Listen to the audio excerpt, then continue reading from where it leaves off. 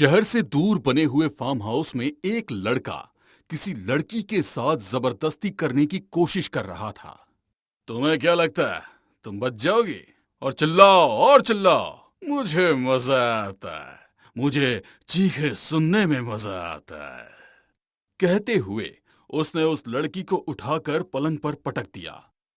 जैसे ही वो भी पलंग पर चढ़ा, एक अजीब सा साया वहां आया और उसने उस लड़के को धक्का देकर जमीन पर गिरा दिया।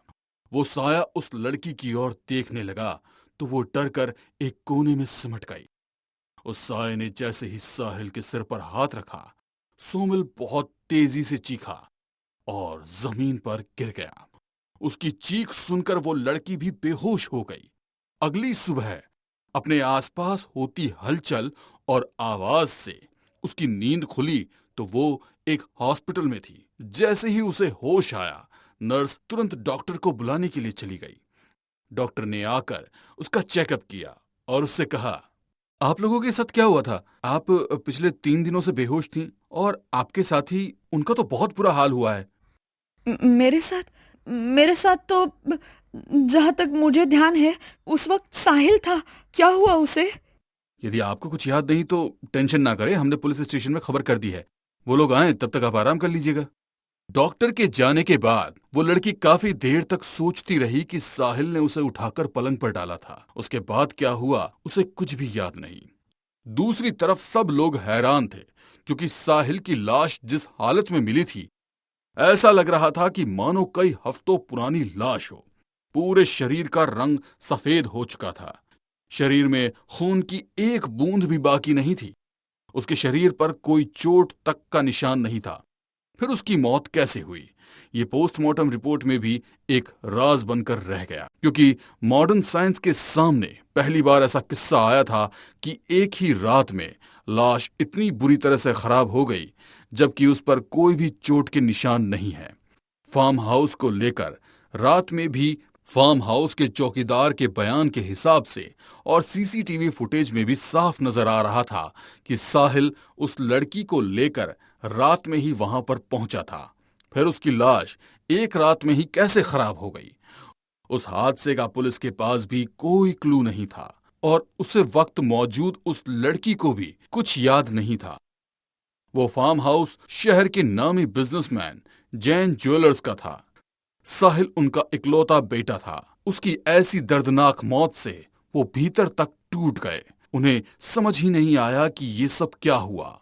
वह अपने बेटे को याद करते हुए तुम कहाँ हो बेटा? हाउस में रुके हुए क्या हुआ था तुम्हारे साथ? रह रहकर उनकी कुछ तो बताओ। सामने ये फार्म हाउस तो परसों से बंद था। हम लोग कभी यहाँ। उन्होंने जिस साये को देखा था उसे देखकर उनके मन में एक अनजाना सा डर था।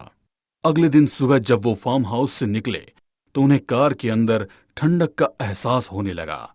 ऐसा लग रहा था कि कार का टेम्परेचर बाहर से बहुत ज्यादा कम है।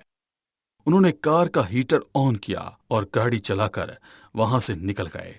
उन्होंने कार में रेडियो ऑन किया तो रेडियो में एक पुराना गाना बजने लगा।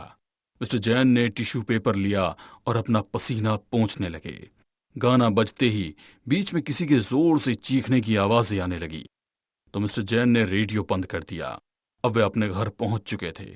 जैसे ही वो गाड़ी से उतरे, उन्हें ऐसा लगा कि दूसरी साइड से कार का गेट खुल गया है और कोई बाहर आया है। मगर उन्होंने जब उस तरफ देखा तो कोई भी नहीं था। उनका दिल तेजी से धड़कने लगा और उनके चेहरे पर खौफ साफ नजर आ रहा था। वो जल्दी जल्दी में अपने घर की तरफ बढ़ने लगे तो उनके पीछे पीछे दो पैरों की काली छाप भी बन रही थी। अब धीरे धीरे कदमों की आहट तेज होने लगी तो उन्होंने पीछे पलटकर देखा, मगर वहां कोई भी नहीं था। घर के भीतर पहुंचकर अपने बेटे की तस्वीर के सामने खड़े होकर मिस्टर जैन आंसू बहा रहे थे। तभी उन्हें अपने हाथों पर गर्म पानी गिरने का एहसास हुआ। उन्होंने जैसे ही उसे देखा, वो पानी नहीं बल्कि खून था। उनके रोंगटे खड़े हो गए। उन्होंने घर की छत पर देखा तो ठीक उनके ऊपर वही साया दीवार से छिपकली की तरह चिपका हुआ था और उसके मुंह से खून टपक रहा था। डरते हुए उन्होंने आंखें बंद कर ली, मगर कुछ पल के बाद जब कोई हलचल नहीं हुई तो उन्होंने आंखें खोलकर देखा तो वहां पर कोई भी नहीं था। यहाँ तक कि उनके हाथ पर खून की बूंद का भी कोई नामो निशान भी नहीं था। ये सब क्या हो रहा है? मुझे ऐसा लग रहा है जैसे... मनु, ये तुम हो ना? सामने आओ। मुझे यकीन है कि ये तुम ही हो। सामने आओ। जैसे ही मिस्टर जैन जोर से चीखे तो वहां वो साया उनके सामने आ गया। तुम मुझे पहचान गए? मैं ही हूँ तुम्हारी मनु। तुम मुझे पहचानते हो तो उस रात क्या हुआ था? मिस्टर जैन और मनु दोनों उस खूबसूरत से फार्म हाउस पर रात बिताते हैं। शैंपेन पीते हुए वही गाना बजता है, हम तुम एक कमरे में बंद हो और चाबी जो है वो खो जाए। मनु, यदि सच में हम तुम एक कमरे में बंद हो तो क्या हो? अभी नहीं, शादी के बाद ही हम तुम एक कमरे में बंद होंगे।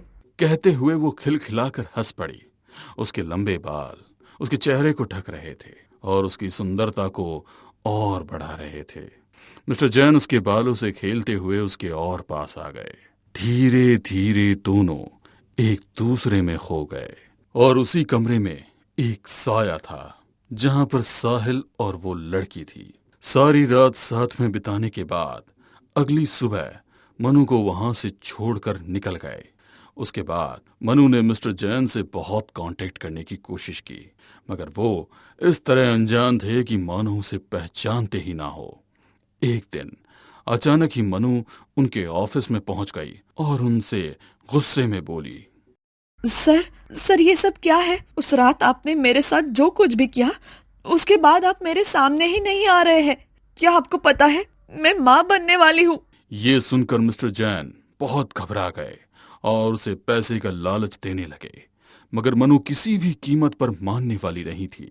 इसलिए मिस्टर जैन उसे समझा बुझाकर अपने साथ इस फार्म हाउस पर ले आए और उसके हाथ पैर बांधकर उसे वहीं पर छोड़ आए। कुछ दिनों के बाद जब उसकी लाश पूरी तरह से खराब हो गई, कोई उसे पहचान नहीं पाता, तो उन्होंने उसकी लाश जंगल के बीच फेंकवा दी। मनु की मौत एक राज बनकर रह गई। मिस्टर जैन अपनी उसे करनी को भूल चुके थे, मगर उसके बाद फार्म हाउस के केयरटेकर ने कई बार वहां पर किसी आत्मा के होने का दावा किया, तो मिस्टर जैन ने उस फार्म हाउस पर जाना ही बंद कर दिया। मगर सालों से बंद उस फार्म हाउस पर उस दिन उनका बेटा साहिल पहुंच गया। मनु को अपना बदला लेने का मौका मिला और फिर बहुत दिनों के बाद जब मिस्टर जैन को देखा तो आज बदला लेने के लिए वो उनके सामने थी। मनु ने मिस्टर जैन के सिर पर हाथ रखा तो उनका भी वही हश्र हुआ जो उनके बेटे का हुआ था। उनकी लाश भी इतनी सड़ चुकी थी कि मानो कई दिन पुरानी हो। मनु का बदला पूरा हुआ, उसकी आत्मा को मुक्ति मिली, मगर मिस्टर जैन और साहिल की मौत आज भी मेडिकल साइंस के लिए एक राज है।